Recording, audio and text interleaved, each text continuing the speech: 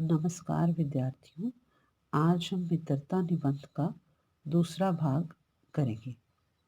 मित्रता निबंध के प्रथम भाग में हमने ये समझा था कि किस तरह जब हम घर से बाहर निकलते हैं अपनी युवावस्था में, किशोरावस्था में, तो किस तरह मित्र बनाने में कठिनाई आती है और किस तरह के मित्र हमें नहीं बनाने चाहिए। विवेक बुद्धि से काम लेना चाहिए मित्र बनाते समय, और मित्र बनाते समय कैसी बातों का ध्यान हम रखते हैं।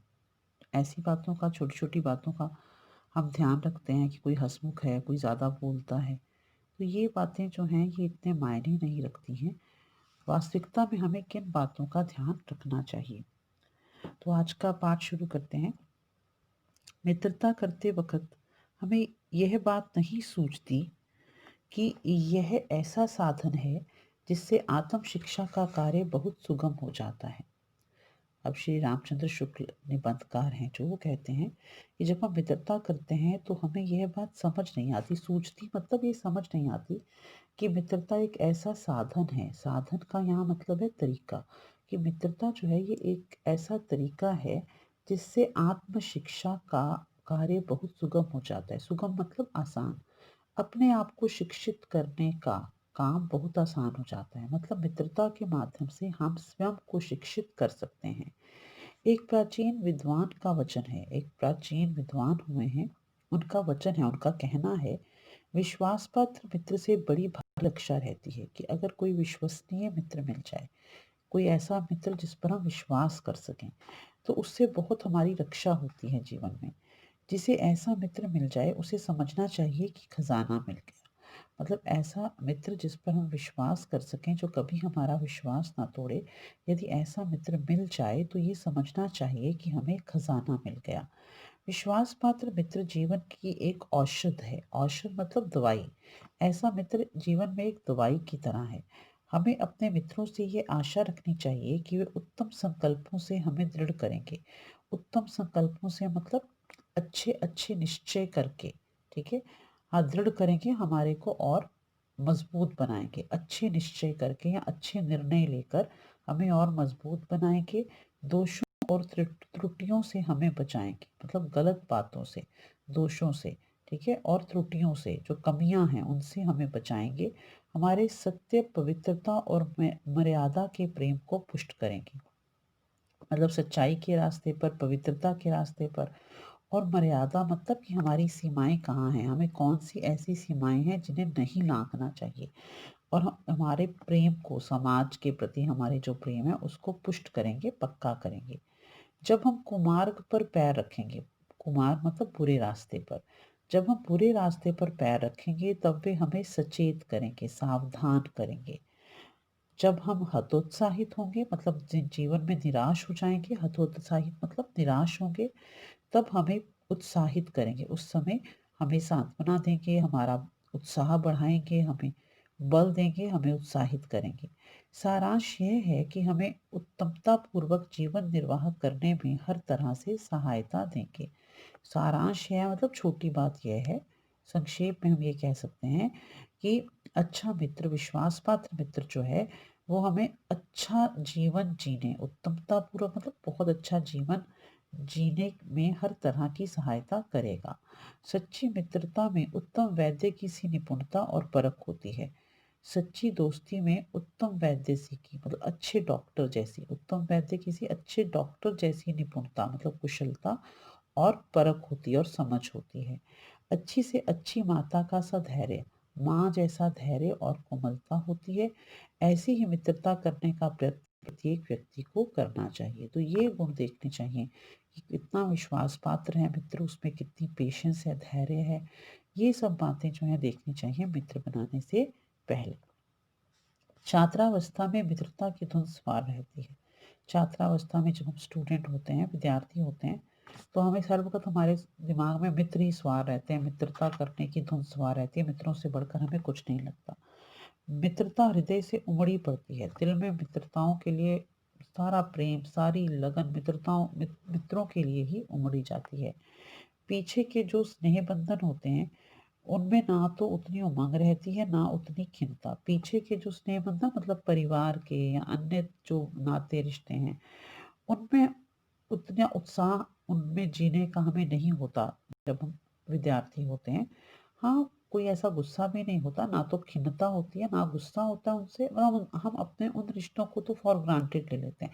माँ-बाप, भाई-बहन, दादा-दादी, तो उनको हम फॉर ग्रांटेड लेते हैं ना, उनमें कोई गुस्सा होता है हमारे मन में, ना हम उनके प्रति बहुत उत्साहित होते हैं। तो विद्यार्थी काल में हम उत्साहित होते हैं अपने मित्रों के प्रति।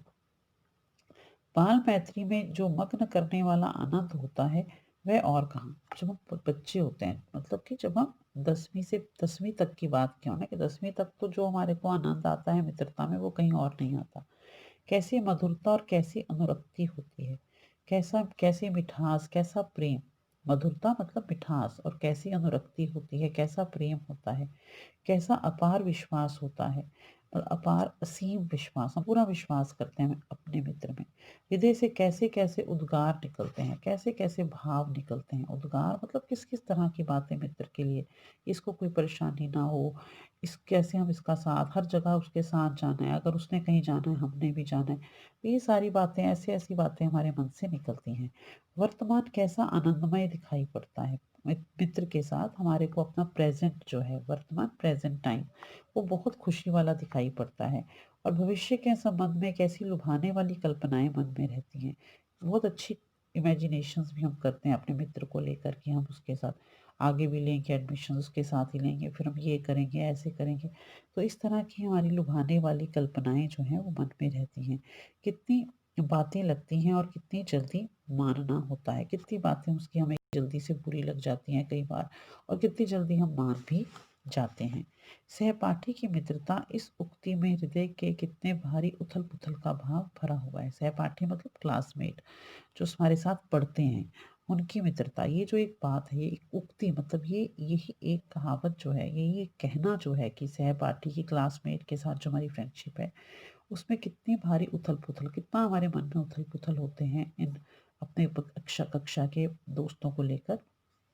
किंतु जिस प्रकार युवा पुरुष की मित्रता स्कूल के बालक की मित्रता से दृढ़, शांत और गंभीर होती है, ठीक है, लेकिन युवा पुरुष, जब हम युवा हो जाते हैं, जब हमारा स्कूल छूट जाता है और हम आगे चलते हैं, तो उस प्रकार की मित्रता स्कूल के बालक की मित्रता से ज़्यादा स्ट्रॉन्ग होती है, दृढ़, शांत, उसमें उतनी बहुत ज़्यादा उत्तेजना नहीं होती और गंभीर होती है।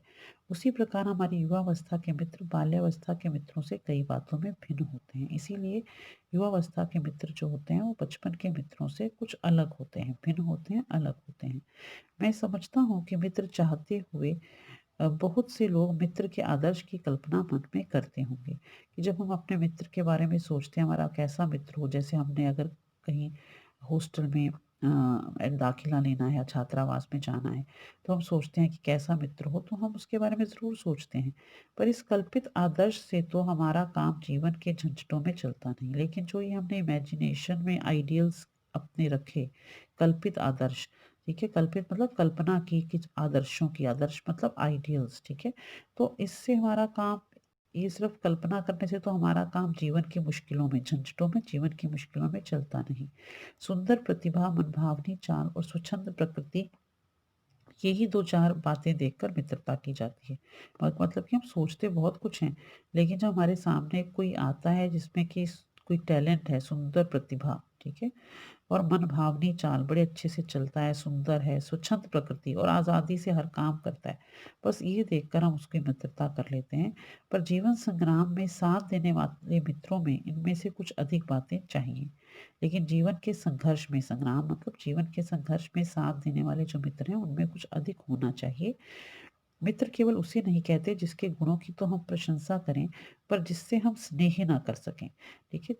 जिसके हमें गुण तो अच्छे लग रहे हैं, ठीक है? लेकिन वो अगर बहुत घमंडी भी हो सकता है, और हम उससे स्नेह नहीं कर सकते क्योंकि वो हमारे स्तर पर नहीं आता। जिससे अपने छोटे-छोटे काम ही हम निकालते जाएँ, पर भीतर ही भीतर घृणा करते रहें। हमारे छोटे-छोटे काम तो उसके साथ रह के पूरे हो जाएँ, लेकिन अंदर ही अंदर हम उससे प्रेम ना करें, बल्कि घृणा करें, नफ़रत हो जाए हमें एक समय में। क्योंकि हम अपने आप को नीचा महसूस करते हैं, तो ऐसा भाव आना मन में आ ही जाता है।